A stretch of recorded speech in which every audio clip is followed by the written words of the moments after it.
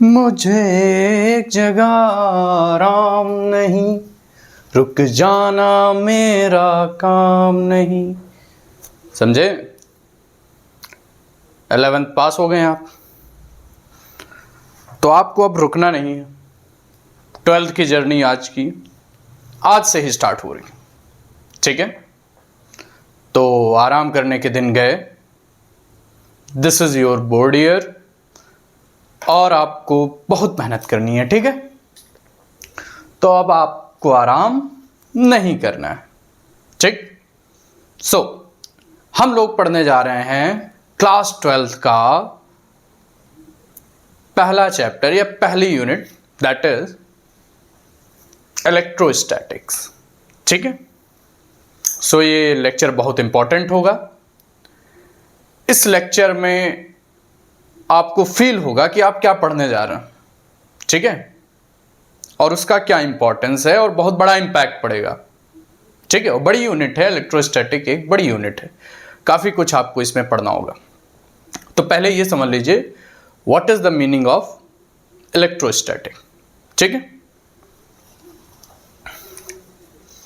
So electrostatic means study of charge at rest. Study of charge at rest.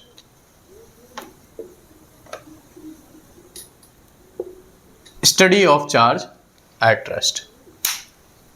So now this is the definition of electrostatic. It is the branch of physics, ठीक है, in which you study the what? Study of charge at rest. जब कोई charge rest में रहता है तो वो क्या क्या कर सकता है, कौन से बिहेवियर शो करता है, ठीक है?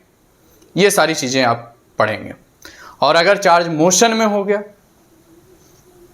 तो फिर इलेक्ट्रिसिटी में पहुंच जाएंगे आप, करंट इलेक्ट्रिसिटी में, ठीक? और चार्ज अगर एक्सेलरेट हो गया तो इलेक्ट्रोमैग्नेटिक वेव्स में आप पहुंच जाएंगे, ठीक है? सारा खेल चार्ज का है, सारा खेल चार्ज का है। पूरी पार्ट 1 आपकी चार्ज पे बेस्ड है भाई, सब कुछ इसी में है, ठीक है? चार्ज रुका तो इलेक्ट्रोस्टैटिक यूनिट हो गई, चार्ज चल दिया कांस्टेंट वेलोसिटी से तो करंट इलेक्ट्रिसिटी बन गई, ठीक है? फिर इलेक्ट्रिक करंट से ही मैग्नेटिक फील्ड भी बनती है, मैग्नेटिज्म भी इसी में आ गया, ठीक है? Electric current create magnetic field, तो मैग्नेटिज्म में इसी में आ गया। फिर उसके बाद ईएम वेव्स, इलेक्ट्रोमैग्नेटिक वेव्स भी इसी में आ गया। When charge is moving with acceleration then it form electromagnetic waves, ये आप आगे पढ़ेंगे, ठीक है? तो पहला चैप्टर है चैप्टर 1 इलेक्ट्रिक फील्ड,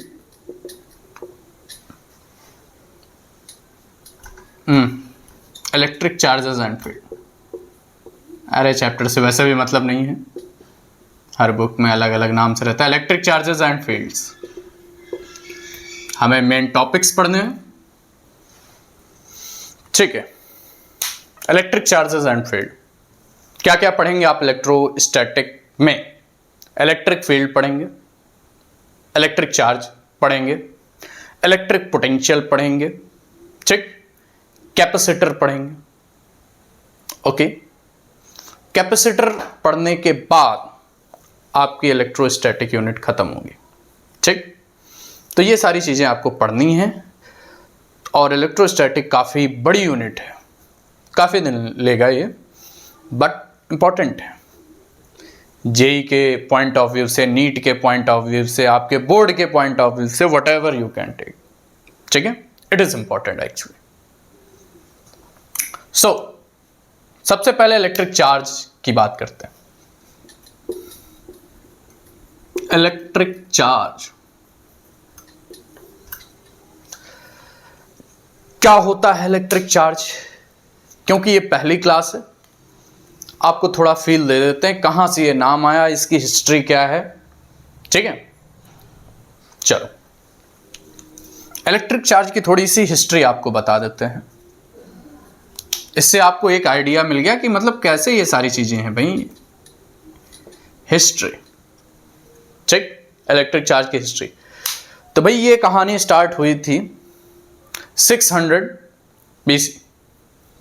ठीक है, मीन्स आज से 2500 साल पहले चले जाइए। 600 BC। ठीक है, एक यूनानी फिलोसोफर थे। ठीक है, यूनानी फिलोसोफर थे, उनका नाम था थेल्स। थेल्स, इन्होंने पहली बार ये चीज ऑब्जर्व करी। क्या ऑब्जर्व किया? ठीक है, एक मटेरियल होता है बेटा एम्बर। एम्बर, अंबर से आई है परियों की रानी, वो वाला अंबर नहीं, एम्बर। एम्बर जानते हैं आप? रेजिन, रेजिन समझ सकते हो? ठीक है, रेजिन क्या? जो ट्री से, ये ट्री होता है, ये ट्री है, यहां से एक चिपचिपा स्टिकी मटेरियल निकलता है। ठीक है, गोल्डन कलर का, रेड कलर का, व्हाटएवर, यही होता है एम्बर। सबसे पहले सोचो इलेक्ट्रिक चार्ज की कहानी यहां से स्टार्ट हुई है। जो पेड़ में चिपचिपा सा स्टिकी सा ग्लू टाइप होता है उसको बोलते हैं एम्बर। यहां से कहानी स्टार्ट हुई, एम्बर। तो एम्बर को फर में रब किया गया।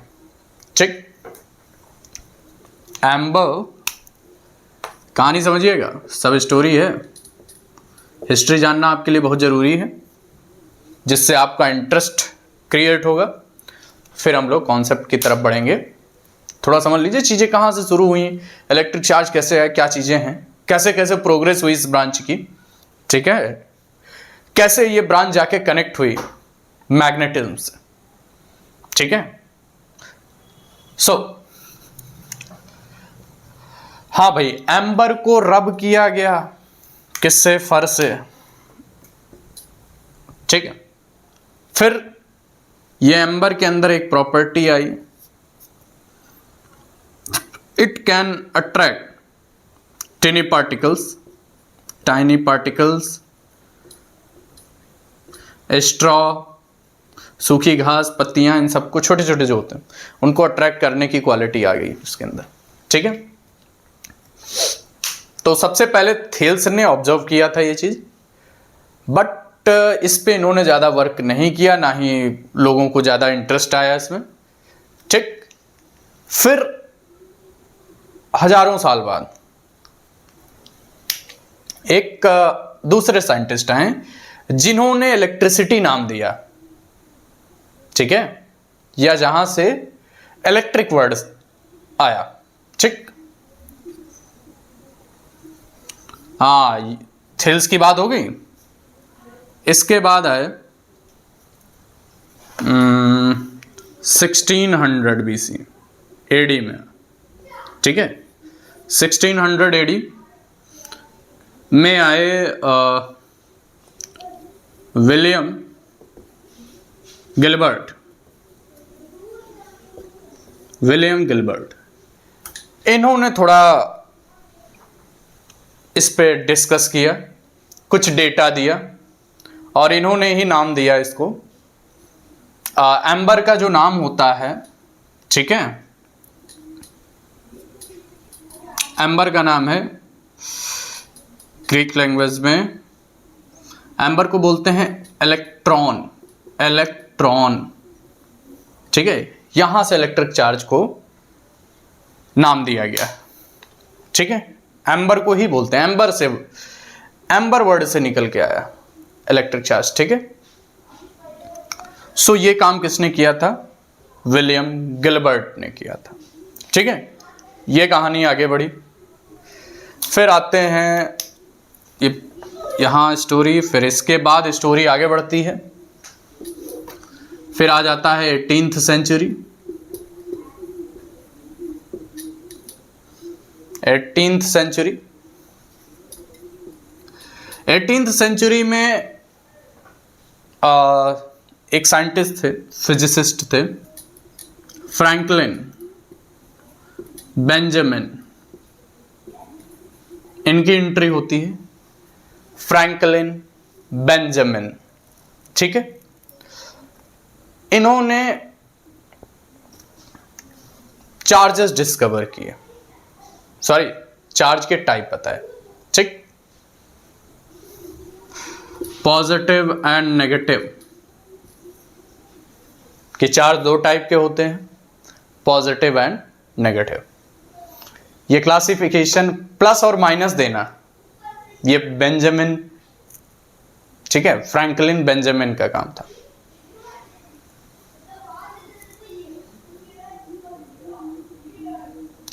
Benjamin Franklin,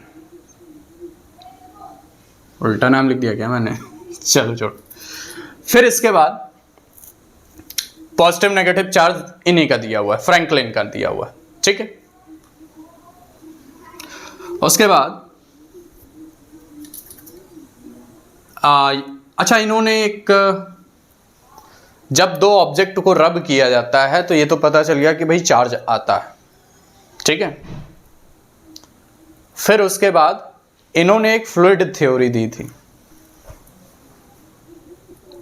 fluid theory, fluid theory. इस थ्योरी में इन्होंने कहा जब एक बॉडी को दूसरे बॉडी पे रब करते हैं तो उस बॉडी के अंदर एक ऐसी प्रॉपर्टी आती, फिर वो टाइनी पार्टिकल को अट्रैक्ट कर लेती है। तो इन्होंने कहा एक फ्लूइड ट्रांसफर होता है, इनविजिबल फ्लूइड जाता है इस बॉडी से इस बॉडी में, फ्लूइड जाता है। बताओ कितनी अजीब बात है, फ्लूइड जाता है। पहले ये सोचा जा रहा था, इनकी बात थी ये, फ्रैंकलिन की थियरी थी, फ्लूइड थियरी। इसमें कहा इन्होंने कि एक बॉडी से दूसरी बॉडी में फ्लूइड ट्रांसफर होता है जिससे चार्ज आता है, ठीक। क्योंकि इतना तो हम समझ गए थे कि जब दो बॉडी को रब किया जा रहा, कोई चीज तो ट्रांसफर हो रही है जो दिख नहीं रही हमें, ठीक है। इसीलिए बेटा ये थोड़ा टफ पड़ता है समझना, ठीक है। एज कंपेयर टू मैकेनिक्स, आपने 11th क्लास में पढ़ी है, ठीक है। वहां जो भी चीजें थी, न्यूटन्स लॉ ऑफ मोशन, सब कुछ डेली लाइफ से रिलेटेड था, सब कुछ आपको दिखता है। यहां आप फील्ड विल्ड नहीं देख पाएंगे। अब सोचो कोई चीज ट्रांसफर हो रही है, आप इनको पता ही नहीं क्या ट्रांसफर हो रहा, ठीक। Fluid theory. अच्छा, इनकी अचीवमेंट क्या थी? इनकी अचीवमेंट थी, इन्होंने एक काइट एंड क्लाउड एक्सपेरिमेंट किया था।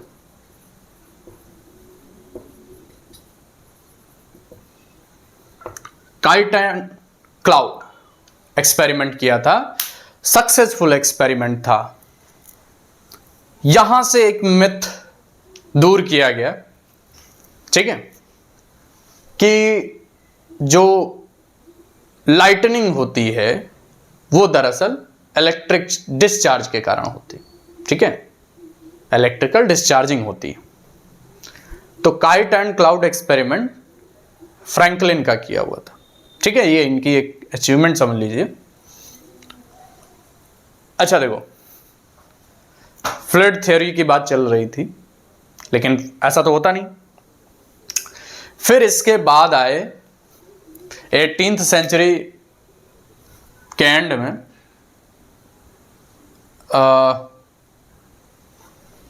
दूसरे साइंटिस्ट हैं, इधर मैं लिख दूं। इसके बाद जो फिजिसिस्ट आए, फिजिसिस्ट क्या है केमिस्ट्री में भी, जे थॉमसन, इन्होंने इलेक्ट्रॉन की डिस्कवरी करी। इलेक्ट्रॉन डिस्कवर किया गया जे थॉमसन, पता है ना, discovery of electron is done by J Thomson. जब तक ये नहीं आया था सब लोग फ्लूइड समझते थे कि इस बॉडी से उस बॉडी में एक फ्लूइड ट्रांसफर हो रहा है जो हमें दिख नहीं रहा। ये जब एक्सपेरिमेंट हुआ, ठीक है, जब इलेक्ट्रॉन डिस्कवर हुआ, तब बताया गया कि हाँ भाई वो जो इनविजिबल पार्टिकल, जो भी चीज ट्रांसफर हो रही वो इलेक्ट्रॉन है। ठीक है, तो ये जे थॉम्सन के मॉडल के बाद क्लियर हो गया कि एक सब एटॉमिक पार्टिकल इलेक्ट्रॉन ट्रांसफर होता है, फ्लूइड ट्रांसफर नहीं होता है एक बॉडी से दूसरे बॉडी। ठीक, फिर इसके बाद इलेक्ट्रॉन की डिस्कवरी हो गई। फिर इलेक्ट्रॉन पे चार्ज की बात आती है। इलेक्ट्रॉन पे कितना, एक इलेक्ट्रॉन पे कितना चार्ज, ये किया था मिलिकन ने। मिलिकन,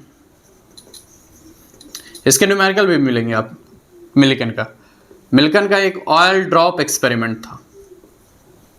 ठीक है, यहां से इन्होंने चार्ज इलेक्ट्रॉन पे, एक इलेक्ट्रॉन पे कितना चार्ज है वो निकाला था कि 1.6 इंटू 10⁻⁻19 कूलम चार्ज होता है। ठीक है, ये था ऑयल ड्रॉप एक्सपेरिमेंट। मुझे लगता है अब हिस्ट्री क्लियर है कि चार्ज कहां से आया और कैसे कैसे चीजें आगे बढ़ी। ठीक, चलो आगे बढ़ते हैं। हाँ तो भाई ये this is all about history. अब कॉन्सेप्ट पढ़ते हैं, मिटा दें इसको।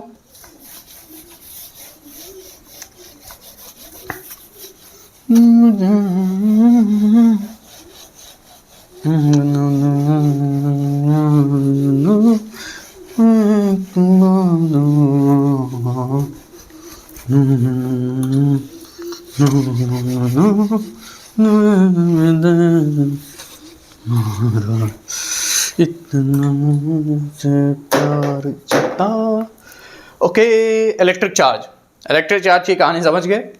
हाँ तो क्या होता है, it is a property of matter, it is a property of matter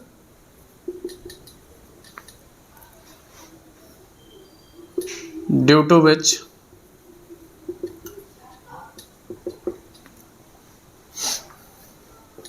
it experience a force, an electric force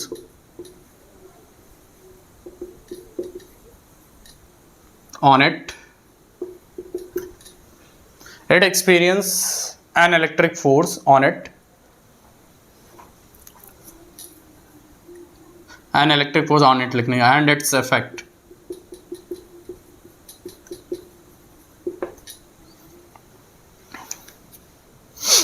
ठीक।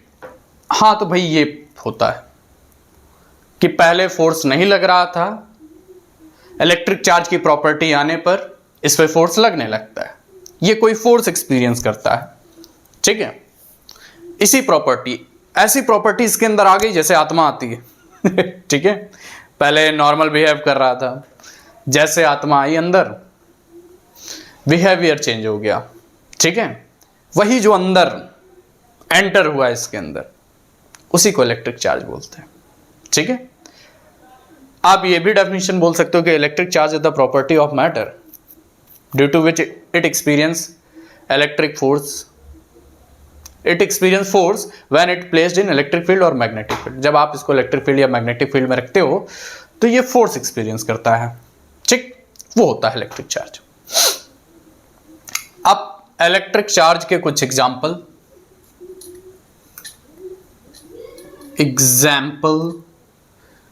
वो मुझे बच्चों वाला एग्जाम्पल तो आपको पहले से पता है कि when comb is rubbed with dry hair then comb is electrically charged, then after that comb can attract tiny particle of paper, tiny pieces of paper, not particle। ठीक है भाई, ये तो बच्चों वाला है, बचपन से सुनते आ रहे हो। ठीक है, आपको कुछ नई चीजें बताते हैं। देखिए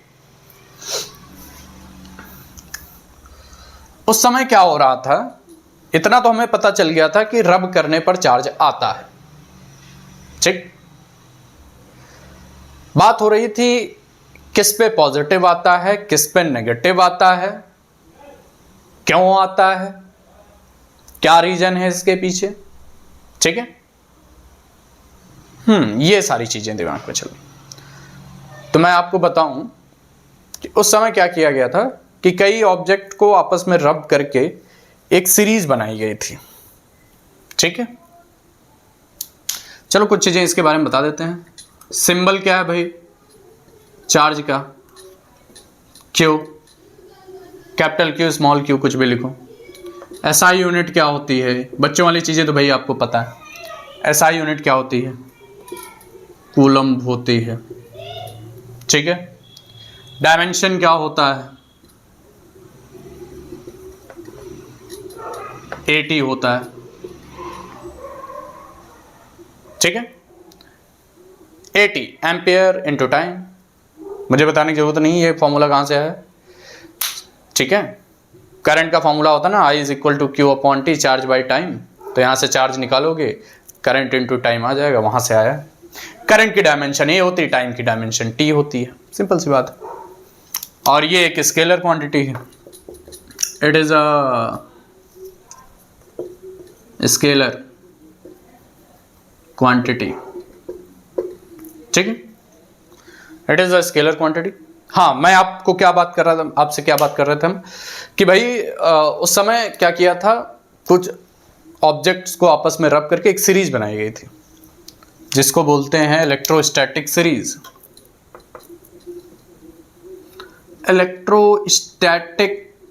स्टैटिक सीरीज, ये सीरीज बनाई गई थी भाई।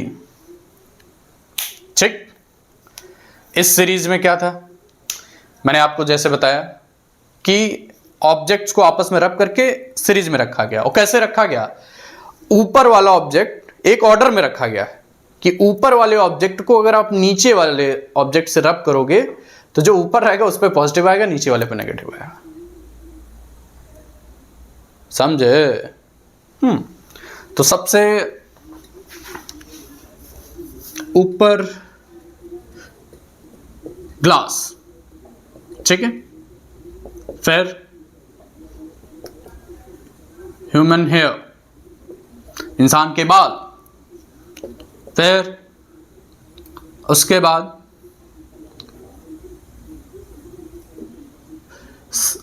सिल्क ले सकते हो, सिल्क, उसके बाद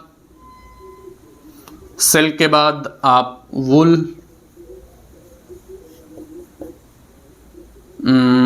और क्या है भाई, कॉटन, कॉटन हो गया। ये सीरीज बेटा है बहुत बड़ी, ठीक है, क्योंकि बहुत मटेरियल होते हैं। अब सब थोड़ी लिखेंगे, आपको बस एक फील जो इंपॉर्टेंट है। कॉटन है, और क्या ले सकते हैं भाई आप, कॉटन पेपर, और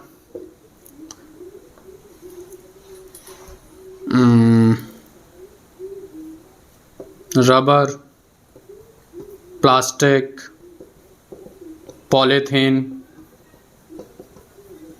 एबोनाइट। हाँ भाई, ये है आम जिंदगी, आगे पढ़ेंगे मेंटोस जिंदगी। चलिए देखिए, glass, human hair, silk, wool, cotton, paper, rubber, plastic, polythene, ebonite. ये आपको याद करने की जरूरत नहीं है, ये जस्ट फॉर फील आपको पढ़ा रहे हैं। ठीक है, मे भी एक आध इधर उधर हो गए होंगे क्योंकि ये कोई रटने वाली चीज है नहीं। हाँ, आप गूगल पे डालेंगे आपको ये सीरीज मिल जाएगी। ठीक, हाँ, ये सीरीज बनाई गई थी। ग्लास टॉप पे है, तो ग्लास को तुम इन सब चीजों में से किसी से भी रब करोगे, ग्लास पे कैसा आएगा? पॉजिटिव। मैंने कहा ग्लास को ह्यूमन हेयर, मान लो आपने कोई ग्लास की रॉड ली पतली सी, उसको बालों में रब किया, लेकर आया है, मैंने आपसे पूछा किस पे पॉजिटिव किस पे नेगेटिव आया, तो कौन ऊपर है सीरीज में? ग्लास ऊपर है ना, तो ग्लास पे पॉजिटिव आएगा, बालों पे नेगेटिव आएगा। कितना नेगेटिव आएगा वो अभी मैं आगे बताऊंगा, जस्ट वेट, अभी के लिए समझिए। अगर मैंने कहा ह्यूमन हेयर को सिल्क से रब करें, या ह्यूमन हेयर को प्लास्टिक से, ये प्लास्टिक है ना, प्लास्टिक देखो काफी बाद में आया है, ये 1 है 2 3 4 5 6 7 8 9 10, 8th पोजीशन पे प्लास्टिक है। तो प्लास्टिक को अगर हम बालों में, ये मार्कर ही है जो आप टीचर से एग्जांपल देखते रहते हैं, स्केल रब करके पेपर को छोटे छोटे पीसेस को उठा लिया जाता है, ट्रैक करता है वो। तो कौन पॉजिटिव कौन नेगेटिव, पेपर पे नेगेटिव होता है कि बालों पे? अब आप देख के बता सकते हो।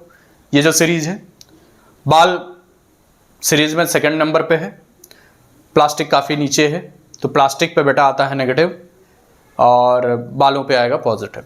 ठीक, अब मैं प्लास्टिक को पॉलीथीन में रगड़ दूं तो पॉलीथीन पे पॉजिटिव आएगा, प्लास्टिक पे पॉजिटिव आएगा, पॉलीथीन पे नेगेटिव। पॉलीथीन को एबोनाइट से रगड़ दूं तो एबोनाइट पे नेगेटिव, पॉलीथीन पे पॉजिटिव। ठीक है, ये एक सीरीज थी, इलेक्ट्रोस्टैटिक सीरीज। ठीक, इज इट क्लियर नाउ? हाँ, तो ये इलेक्ट्रोस्टैटिक सीरीज जो बनाई गई रब करके। ठीक है, हाँ अच्छा, अब चार्ज है या नहीं है, कोई बॉडी चार्ज है या नहीं है, या किस टाइप का चार्ज है, ये पता करने के लिए जो डिवाइस यूज होता है वो आपको पता है कौन सी होती है? इलेक्ट्रोस्कोप। थोड़ा मैं उसके बारे में भी आपको बता देता हूं, ये मिटा दूं।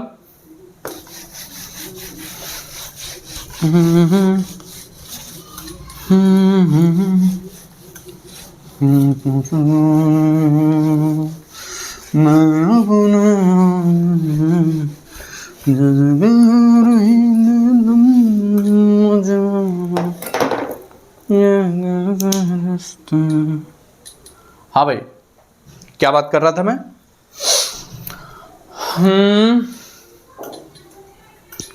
तो अब बात करने जा रहे हैं हम लोग इलेक्ट्रोस्कोप के बारे में। आज बेटा सारी छोटी छोटी चीजें पढ़ लो फर्स्ट क्लास में। ठीक है, हालांकि ये सारी चीजें आपसे पूछी नहीं जाती हैं, बट ये बेसिक है, यहां से बेस आपका डेवलप होगा। छोटी छोटी चीजें आपके डाउट दिमाग में नहीं। आप चार्ज पढ़ रहे हो, चार्ज के बारे में कुछ पता ही नहीं, उसका हिस्ट्री नहीं, तुम्हें नहीं पता किस पे पॉजिटिव किस पे। अब इस तरह से आपके दिमाग में तुरंत आ जाए, प्लास्टिक को रब किया जा रहा है किसी मटेरियल से, दिमाग में आ जाएगा अरे वो तो नेगेटिव होता है। अच्छा, ग्लास को रब पॉजिटिव होता है टॉप में, तो ये सारी चीजें आप फील कर पाएंगे। दैट्स व्हाई मैंने ये सब बताया। इलेक्ट्रोस्कोप, ठीक है, वैसे अधिकतर टीचर डायरेक्ट वहां से स्टार्ट कर देते हैं कूलम्ब्स लॉ से। ठीक है, इंपॉर्टेंट चीजें वहीं से स्टार्ट होती हैं, बट सब कुछ पढ़ना है हमें, कुछ छोड़ना नहीं। इलेक्ट्रोस्कोप क्या होता है भाई? ये ऐसी डिवाइस है जो चार्ज बता सकती है कि weather the body is charge और नॉट। ठीक है, it tells that body is charge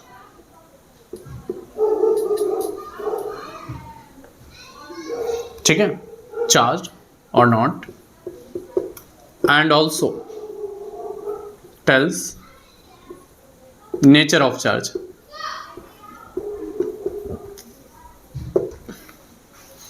हाँ भाई, क्या क्या बताता है ये? बॉडी चार्ज है या नहीं है, ठीक है, और दूसरी चीज क्या बताएगा? बॉडी पे कैसा चार्ज है, पॉजिटिव है कि नेगेटिव, ये भी बता दे सकता है। ठीक है,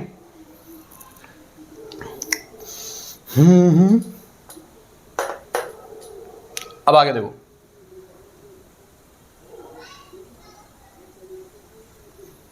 ये इलेक्ट्रोस्कोप बना दूं,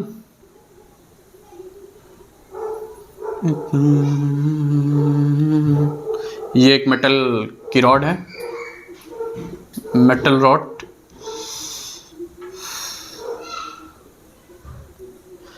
इसमें यहाँ पे गोल्ड की लीफ होती हैं, gold leaves, this is gold leaves. ठीक है,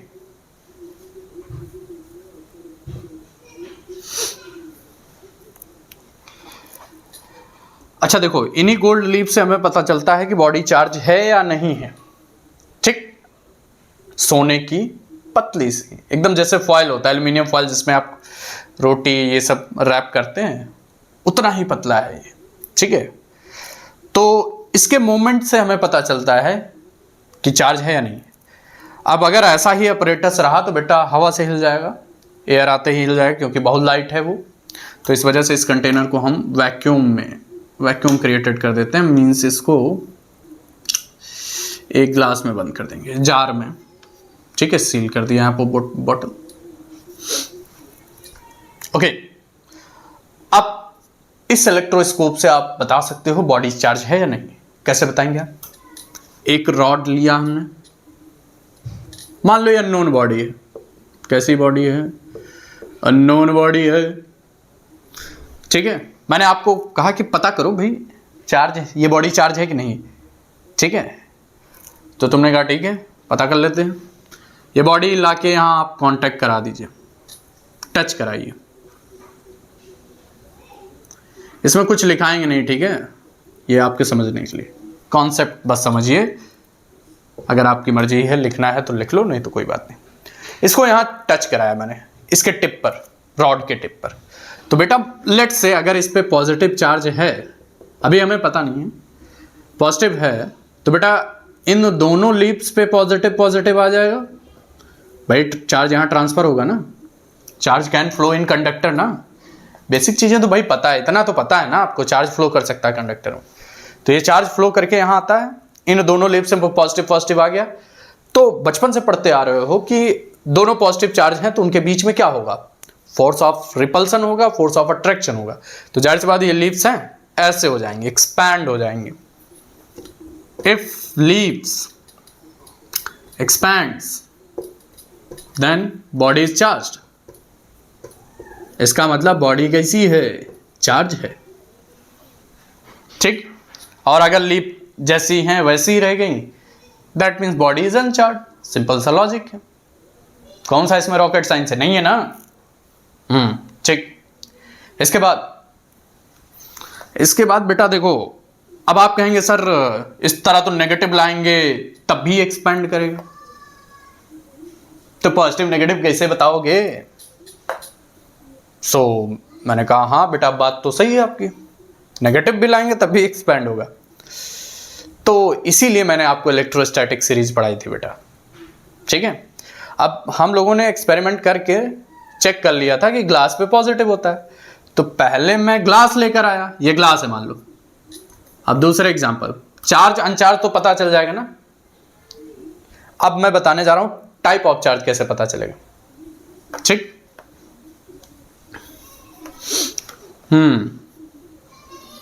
ये बस अब पूरा ग्लास व्लास नहीं बनाएंगे, बस यही बना देंगे, मेटल रॉड और लीप, समझाने के लिए। मुझसे ना कहना कि फिर से बनाइए। अच्छा, ये लीप क्या हो चुकी थी? एक्सपैंड हो चुकी थी। मुझे एक जगह नहीं रुक जाना मेरा काम नहीं। लेट्स से ये एक्सपैंड हो गया बेटा। ठीक है, positive positive positive positive positive, यहां से पॉजिटिव पॉजिटिव आया आया आया आया आया आया। ठीक, ये ग्लास को आपने टच कराया, मान लो ये अननोन बॉडी है, ये अननोन है, इसका मैंने चार्ज नहीं बताया आपको, क्वेश्चन मार्क। ठीक है, नहीं पता चार्ज कैसा है। ठीक है, चार्ज है ये तो ठीक है, रब करके मैंने आपको दे दिया, मैंने कहा पता करो पॉजिटिव है कि नेगेटिव। तो आपने कहा ठीक है 1 मिनट दो। आपने एक ग्लास उठाया, पहले ग्लास की कोई रॉड कुछ भी उठा लीजिए, उसको रब करिए, टच करा दीजिए इसमें। तो टच कराते ही ग्लास को तो हमें ऑलरेडी पता है ना।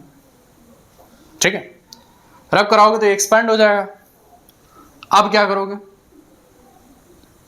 अब आप कहेंगे सर रुको, अभी एक क्वेश्चन आपका भी उठेगा, वो मैं बताऊं। ठीक है, अब ये अननोन बॉडी यहां लेकर आए और टच करा दिया मैंने इसमें। ठीक है, और जैसे आप टच कराओगे तो बेटा अगर मान लो ये पॉजिटिव होता है अननोन बॉडी, तो क्या होता? और पॉजिटिव आ जाते हैं यहाँ पे, तो जितना पहले एक्सपैंड था उससे ज्यादा एक्सपैंड हो जाता। एक्सपेंशन अगर इंक्रीज हो रहा है तो बताओ अननोन बॉडी कैसी थी? पॉजिटिव की नेगेटिव, पॉजिटिव, वेरी गुड। और अगर एक्सपेंशन की जगह कॉन्ट्रैक्शन हो गया, ये लिप्स सिकुड़ गई, तो इसका मतलब क्या हुआ, ये बॉडी कैसी थी, नेगेटिव, क्योंकि नेगेटिव चार्ज आए होंगे तो यहाँ पॉजिटिव चार्ज का कंसंट्रेशन कम हो गया, तो इसका मतलब negative. This is how electroscope tells whether the body is positive और negative, and this is how it tells whether the body is charge और नॉट। अब आप कहेंगे सर इस तरह तो मैं, ये मान लो पॉजिटिव था तो मैं रॉड और इसको पास मिलाता तो रिपल्सन हो जाता, उससे भी तो पता चल जाता। अरे बेटा इतना ज़्यादा चार्ज मान लो ना हो तो, ये गोल्ड लीफ बहुत हल्की होती ना, तो वहाँ सेंस हुक कर लेगा वो, ठीक। दैट्स वाई आप डायरेक्ट नहीं बता कर पाएंगे। This is how electroscope works. Okay, समझ गए? मिटा दूं?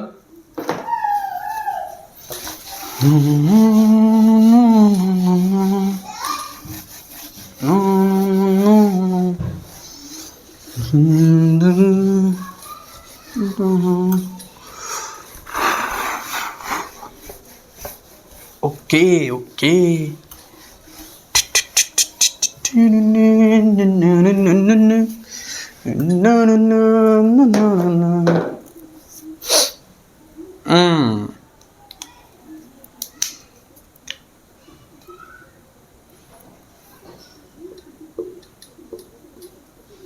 देयर इज बेटा अ थियोरी, कुछ भी बोल दो, electron theory.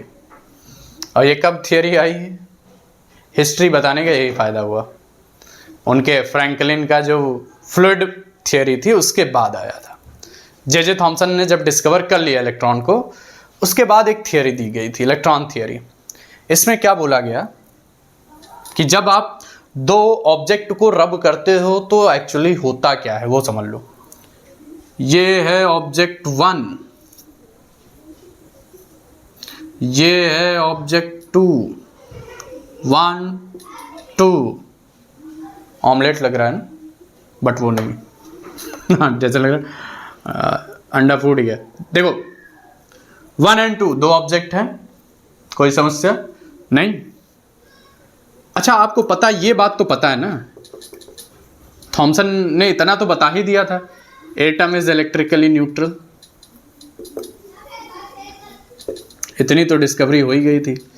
Atom is electrically neutral means जितना पॉजिटिव रहता है उतना ही नेगेटिव होता है, ठीक। अब मान लो, अभी के लिए मान लेते हैं इस बॉडी के पास 4 पॉजिटिव था, मीन्स 4 प्रोटॉन थे। बाद में हमें पता चला ना जो न्यूक्लियस में जो पॉजिटिव चार्ज होता है वो किसकी वजह से होता है, प्रोटॉन की वजह से। तो 4 प्रोटॉन है इसके पास, और यहाँ पे मान लेते हैं 4 इलेक्ट्रॉन है। इनके पास मान लेते हैं बेटा 5, इनके पास 5 प्रोटॉन हैं, और 1 2 3 4 5 5 इलेक्ट्रॉन। मान लो ये कि जिन दो बॉडी को आप रब कर रहे हो बेटा, चीज़ें तो माइक्रोस्कोपिक लेवल पे हो रही हैं ना, ऐसी चीज़ें तो जो दिखाई नहीं पड़ रही, तो हम सोच रहे हैं छोटी से छोटे माइक्रोस्कोपिक लेवल पे देख रहे हैं। तो माइक्रो लेवल पे जब आप जाएंगे तो एटम पे ही तो पहुंचेंगे, स्मॉलेस्ट यूनिट, ठीक है।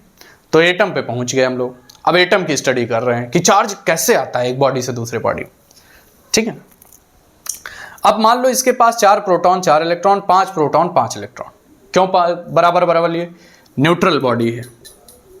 अरे पहले तो चार्ज नहीं था ना जब रब नहीं किए थे, तो ये भी न्यूट्रल था, ये भी न्यूट्रल था, कोई समस्या इस पॉइंट पे नहीं होनी चाहिए, ठीक। दोनों बॉडी कैसे थे, न्यूट्रल थे। अब जब इनको आपस में रब किया गया, आफ्टर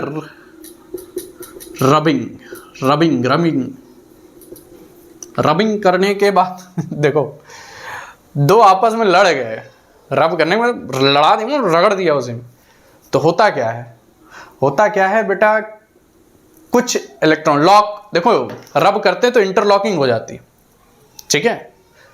तो होता ये है कि मान लेते हैं कि ये जो इन दोनों की झड़प हुई, ये दोनों झड़प पे, ठीक है, ये झड़पने के दौरान और झड़प होने के बाद, ये झड़प होने के बाद की कहानी।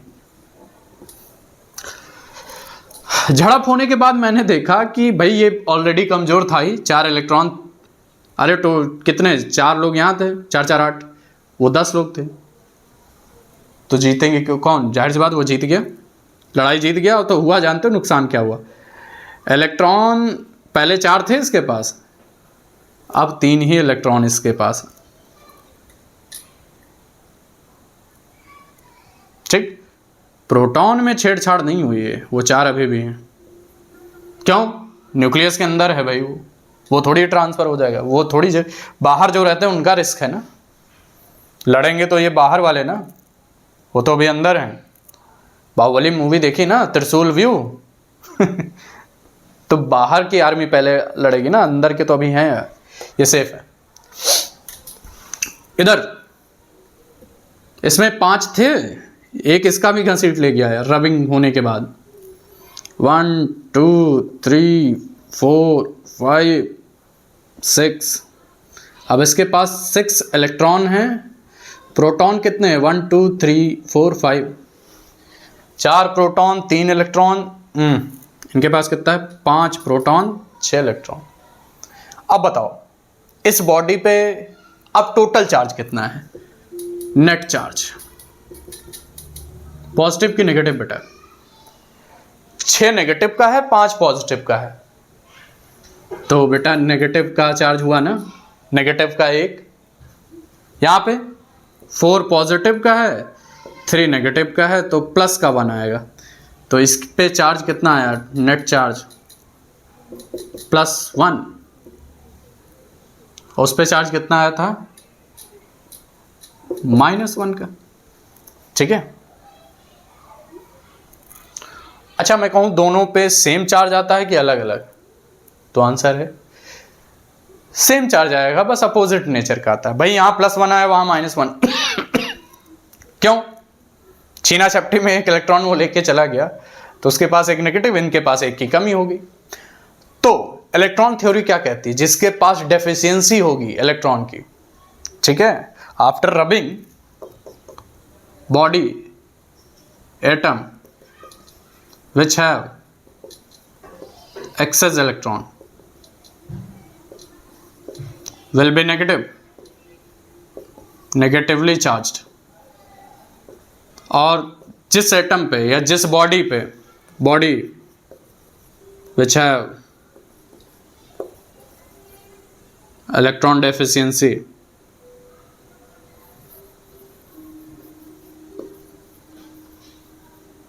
have पॉजिटिव चार्ज, जिनके पास इलेक्ट्रॉन एक्सेस में होते हैं वो होते हैं नेगेटिवली चार्ज, और जिनमें इलेक्ट्रॉन की कमी, जहां से इलेक्ट्रॉन चले गए, वो हो जाते हैं पॉजिटिव चार्ज। अब रीजन समझ गए कब कोई बॉडी पॉजिटिव होती है और नेगेटिव होती है, क्यों होती है, इलेक्ट्रॉन का ट्रांसफर होता है। Which charge is responsible for electrification, और ये जो प्रोसेस होता है ना, प्रोसेस ऑफ चार्जिंग, इसको बोलते हैं electrification. So electron is responsible for क्या, इलेक्ट्रिफिकेशन। प्रोटॉन ट्रांसफर नहीं हो सकता, एक तो न्यूक्लियस के अंदर है, दूसरा भारी होता है, वो बहुत भारी है। Electron is the lightest particle. कोई चीज हमें यहां से वहां ट्रांसफर करनी है तो भारी थोड़ी करेंगे, हल्के से निपटाएंगे। इलेक्ट्रॉन इज ओनली इलेक्ट्रॉन नहीं, transfer of electron, transfer of electron is responsible for electrification, ठीक है। इलेक्ट्रॉन का ट्रांसफर होता है, प्रोटॉन का नहीं होता है, ठीक है, क्लियर।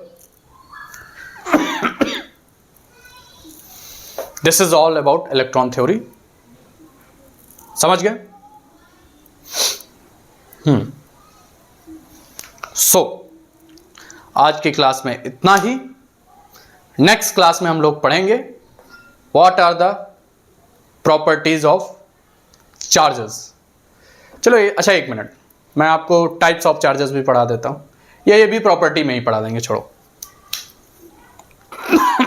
ठीक है, नेक्स्ट क्लास में प्रॉपर्टीज ऑफ चार्जेस पढ़ेंगे, then we will proceed for Coulomb's law.